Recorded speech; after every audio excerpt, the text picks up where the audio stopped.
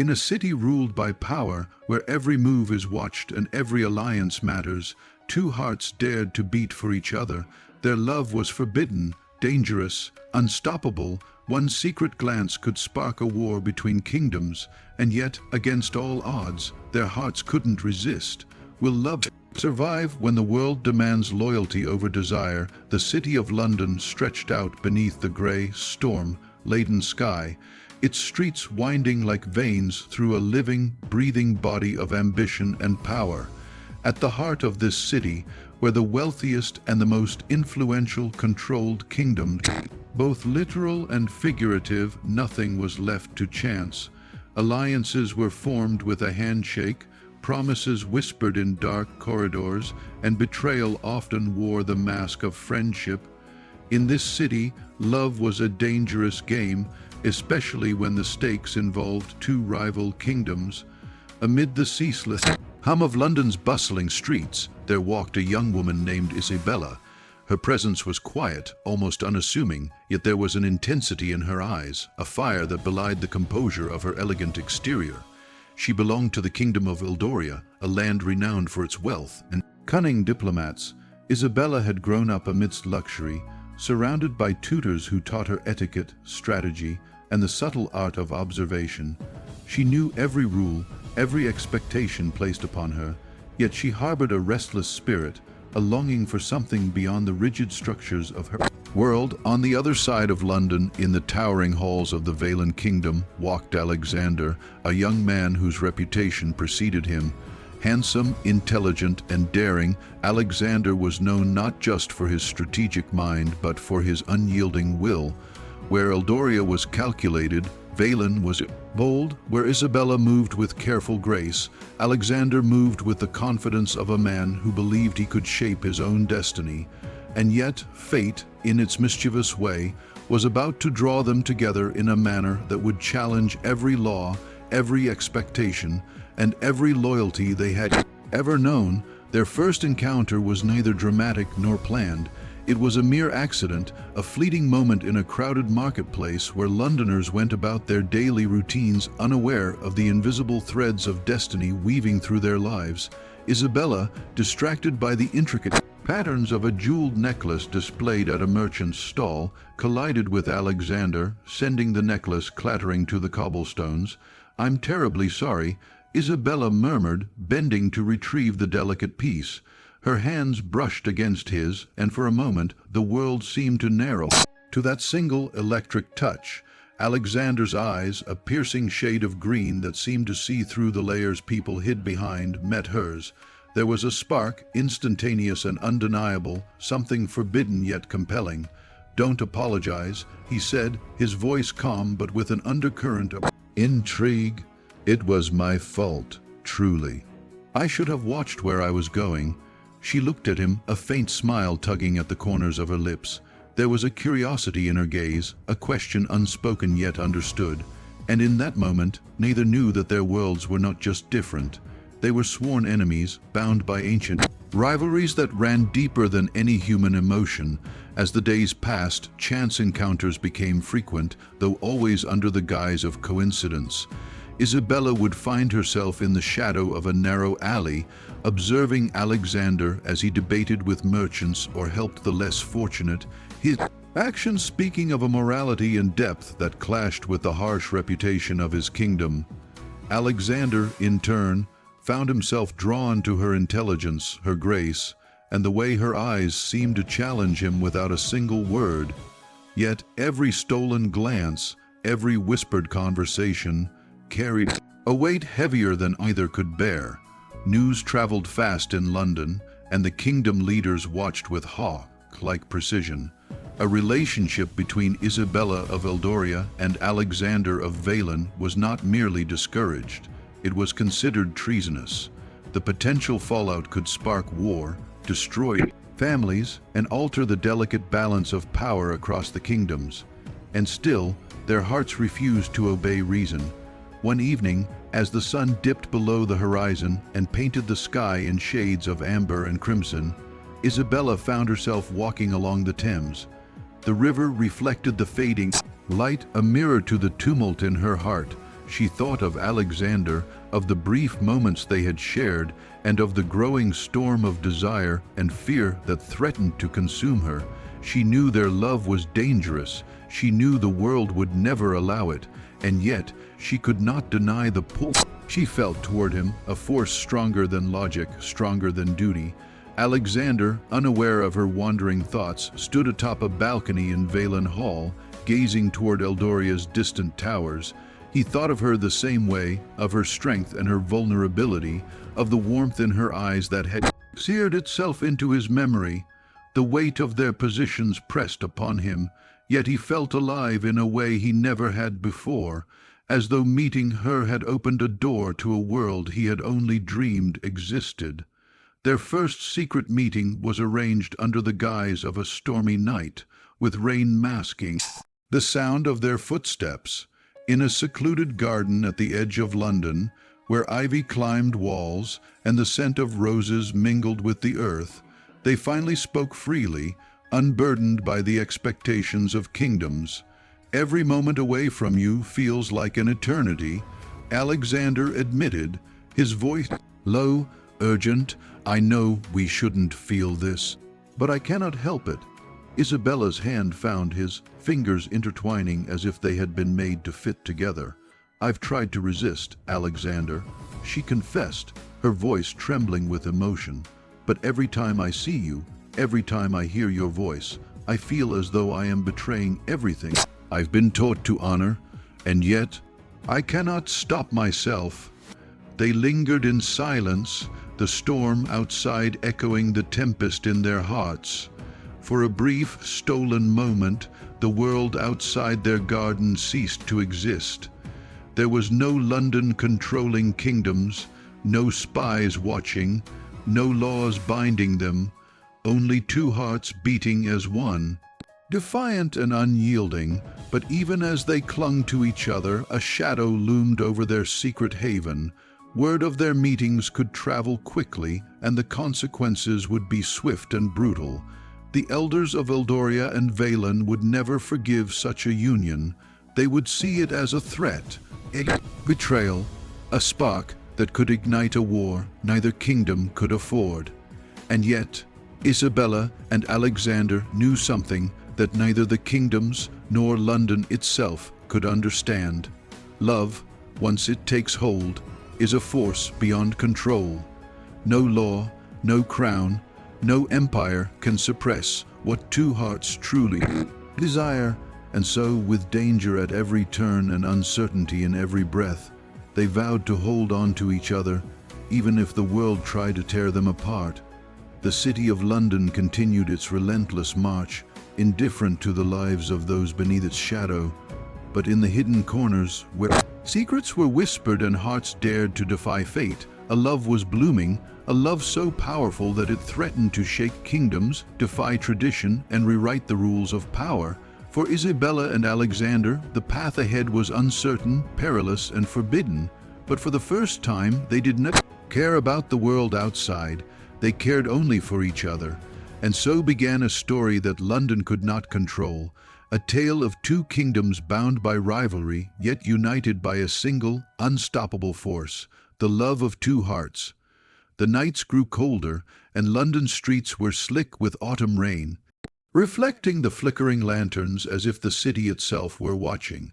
Isabella and Alexander's love, once secret and tender, now carried the weight of consequence. Each stolen moment together was a gamble, each whispered word a defiance of the laws that ruled not just their kingdoms, but the very air they breathed. Word had begun to circulate, subtle at first, in the quiet corridors of Eldoria's palace. Servants whispered to servants, merchants murmured to merchants. Rumors moved faster than the king's messengers, fueled by the curiosity and fear that always followed forbidden affairs. Isabella, every step outside her chambers felt fraught with danger.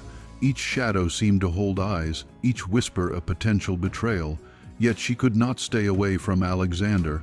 Alexander, too, felt the tightening noose of scrutiny. Valen's council had begun to notice his absences, his distracted demeanor, and the lingering smiles that came without explanation.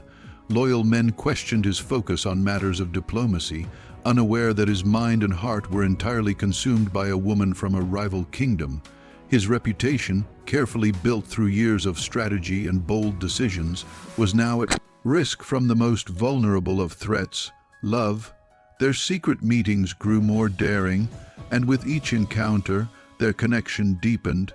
One evening, under the silver gaze of a full moon, they met atop a deserted rooftop overlooking the Thames. The river shimmered like molten silver, carrying the lights of the city in a liquid reflection.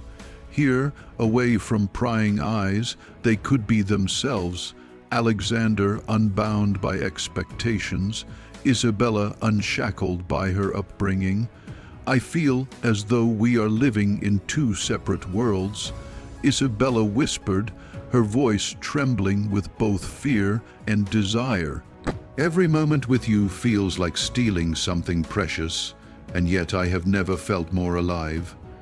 Alexander reached for her hand, the warmth of his touch grounding her in the storm of emotions. I know, he said softly, but what we have is worth every risk. I would face the wrath of both kingdoms 1,000 times if it meant keeping you by my side. They clung to each other as though the world itself might tear them apart, and in that closeness, the distance between their kingdoms seemed insignificant. For a fleeting, perfect moment, they were not the heirs of Eldoria and Valen. They were merely two hearts daring to love. Yet, even as the city slept, danger was closing in. In Eldoria, a cunning advisor named Lord Marius had begun piecing together the signs. An unguarded word from a servant, a fleeting glance in the market, a letter misplaced but intercepted. Marius was shrewd, ambitious, and utterly loyal to the kingdom's rigid traditions. To him, love between the heirs of rival lands was a threat that could not be ignored. He watched Isabella with meticulous care, ready to expose her secret if it meant preserving Eldoria's honor. Valen had its own shadow. Lady Selene, a figure both feared and respected, noticed Alexander's distraction. Pied and unyielding, she suspected that her young prince was enthralled not by politics, not by strategy, but by something personal, something that could endanger everything they had fought to build. Her suspicions grew each day, and though she had no proof, she began orchestrating subtle measures to keep Alexander in check, unaware that the danger she sought to prevent was already entwined with his heart. One fateful night, Isabella and Alexander met in the quiet library of Eldoria's palace, the ancient tomes providing both cover and the scent of old parchment masking the whisper of their voices. "We cannot go on like this forever," Isabella murmured, her forehead resting against his chest. "If they discover us, it could mean war, imprisonment, or worse, death." Alexander lifted her chin gently, his eyes fierce yet tender. "Then we must be smarter. We cannot change who we are, Isabella, but we can outthink them. We can find a way to be together without destroying everything." She searched his face, finding both reassurance and fear mirrored there. "Do you truly believe it's possible?" "I do," he said, his voice low but unwavering. "But it will not be easy. Every letter, every meeting, every touch must be calculated.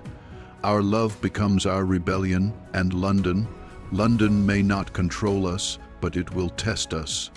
Their careful plotting continued, each meeting more daring than the last.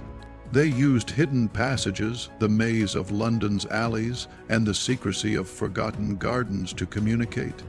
Each touch, each glance, became both a reassurance and a reminder of the stakes. Yet the thrill of defiance also carried the weight of anxiety, for every shadow could conceal spies, every sound in the night could herald discovery, and then the first real threat emerged. One evening, as Isabella returned to Eldoria from a clandestine meeting, she felt the chilling brush of danger. Figures cloaked in black trailed her from the edge of the marketplace, moving silently, their presence a silent accusation. Her heart raced, a mix of fear and adrenaline, as she ducked into a narrow alley, but the pursuers were skilled, their steps echoing her own. In desperation, she sent a prearranged signal to Alexander, a single handkerchief tied to a lamppost in a place only he would recognize.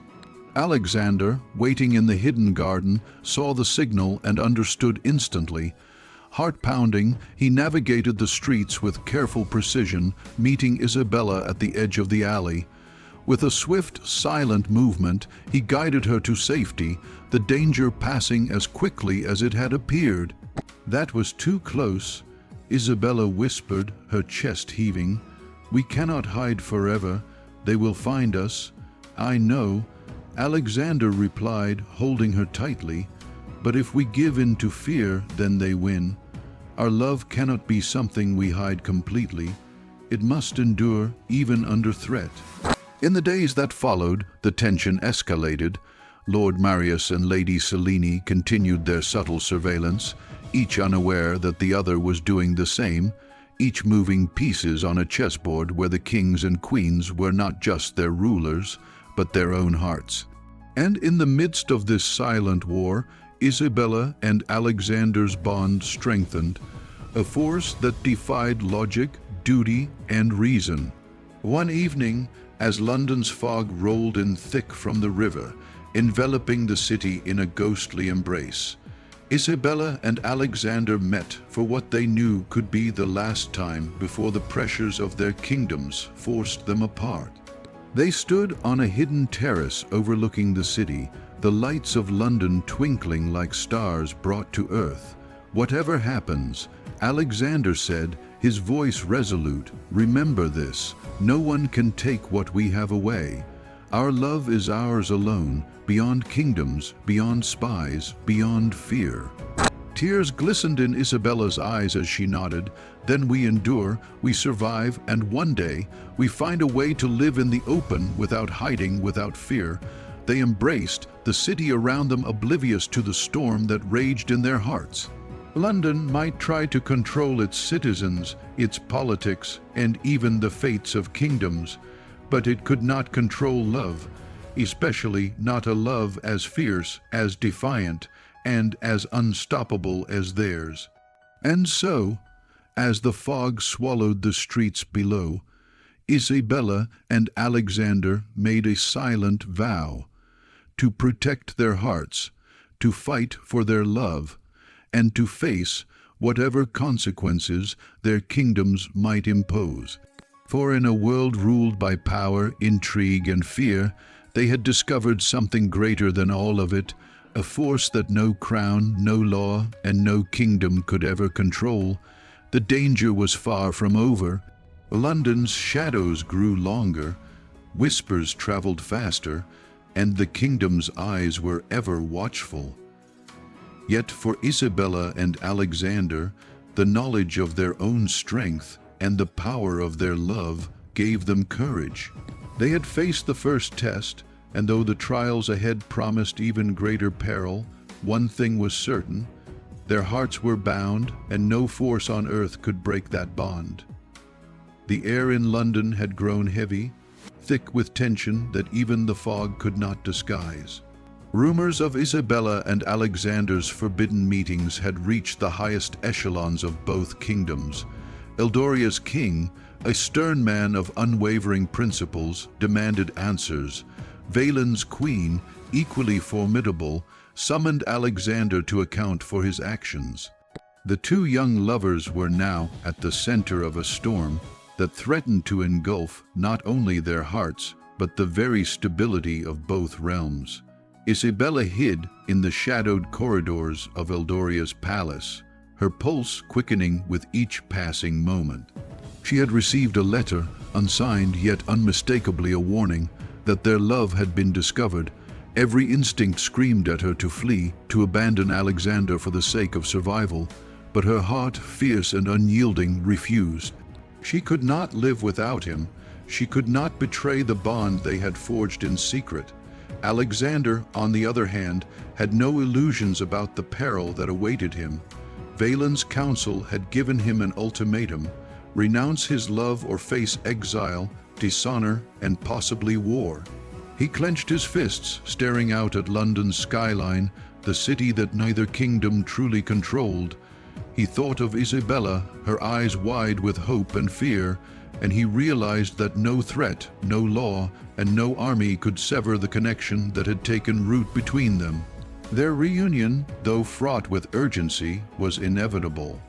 Under the cover of night, in the same hidden garden where they had first confessed their love, they met. Rain-slicked cobblestones gleamed under the moonlight, and the scent of wet earth mingled with roses in bloom, as if the world itself held its breath for what was to come. "We cannot hide forever," Isabella said, her voice trembling yet resolute. "The kingdoms will not forgive us. They will come for you, for me, for us both." Alexander cupped her face in his hands, eyes burning with determination. "Then we do not hide. We fight, not with armies, not with swords, but with what we have, our love, our courage, our truth. If they will not accept it, then we will make them understand that some things are beyond control." Their words were bold, but action followed. Alexander sent discreet messages to trusted allies within Valen and Eldoria, men and women who had glimpsed the purity of their love and had quietly pledged loyalty. Plans were set into motion not for war, but for revelation, a bold declaration that could not be ignored, that would force the kingdoms to confront not rebellion or treason, but love itself. On the morning of the proclamation, London was alive with whispers. Citizens sensed something extraordinary was unfolding. The lovers stepped onto the balcony of Eldoria's central courtyard, hand in hand, their presence commanding the attention of both kingdoms' emissaries who had gathered under pretense of a diplomatic summit. Every eye turned to them, suspicion and shock mingling in the air. "We stand before you," Isabella began, her voice strong and unwavering despite the rapid beat of her heart, "not as threats, not as traitors, but as two people bound by a love that cannot be controlled, denied, or silenced. Our hearts belong to one another, and in that truth we ask only for understanding." Alexander followed, his gaze steady, voice clear and commanding. "We are not enemies. We are heirs, yes, but first we are human. We cannot be pawns in the games of power when what we feel is real, sacred, and unbreakable. We refuse to let fear dictate our lives. We choose love." The crowd fell silent.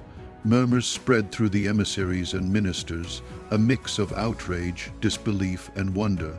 For a moment, the weight of centuries of rivalry and tradition pressed down, threatening to crush the moment. Then, slowly, a few voices rose, not of condemnation but of support. Others followed. The tension shifted, the atmosphere changing from one of threat to one of curiosity and contemplation. The elders of Eldoria and Valen, faces hardened by years of authority, exchanged glances. Their initial anger, bred from expectation and pride, faltered in the face of such unwavering courage. They could not deny the sincerity in the eyes of the two young lovers, nor the undeniable truth that London itself, its people, its energy, its spirit, seemed to lean toward acceptance.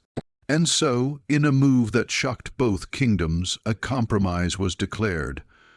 While formal alliances would remain, the heirs were granted permission to meet openly, their love acknowledged rather than condemned. It was a small victory in the eyes of tradition, yet monumental in the hearts of Isabella and Alexander.